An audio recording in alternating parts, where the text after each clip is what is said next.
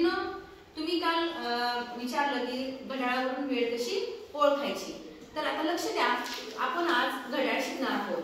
तर या घड्याळामध्ये किती काटे असतात? 3 काटे असतात, बरोबर आहे. मग सर्वात जो छोटा काटा आहे तो काटा कोणता? तास काटा. सर्वात हा लांब काटा आहे तो मिनिट काटा. म्हणजे याच्यावरून तुम्हाला लक्षात येईल हा जो विळा आहे तो मिनिट काटा आणि हा आहे तो तास काटा. मग हा जो छोटा आहे तो कसला काटा आहे? सेकंद काटा. मग आपल्याला सुरुवातीला या बरोबर 12 वर छोटा बे आणि मोठाही काटा आहे. मग किती वाजले म्हणायचं? 12 वाजले, बरोबर आहे. आता 12 आणि 1 यामध्ये कितीचं अंतर असतं? 5 मिनिटाचं अंतर असतं. मग हा मिनिट काटा 1 वर गेला की 12 वाजून 5 मिनिट झाले. म्हणजे 5 चा पाडा म्हणायचा. आता हा जो मिनिट काटा 2 वर आला की 5 चा पाडा कुठपर्यंत म्हणायचा? 2 पर्यंत. किती वाजून किती मिनिट झाले? 12 वाजून 10 मिनिट. गुड. आणि हा जर काटा 3 वर आला तर किती?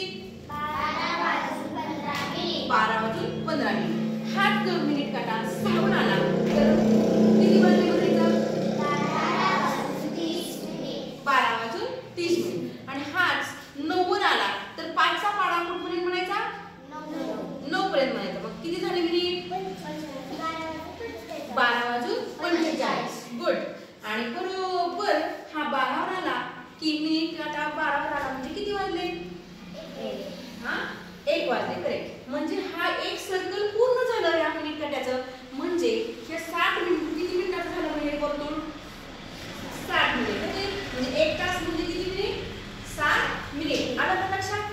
मग याच्यामध्ये सुद्धा हे छोटे काटे आहेत, हे छोटे घड्याळ आहेत. यावरून तुम्ही आपल्या एकमेकीला मैत्रिणीने काय करायचं? वेळ विचारायची आणि हे काटे फिरवायचे. आलं का लक्षात तुमच्या?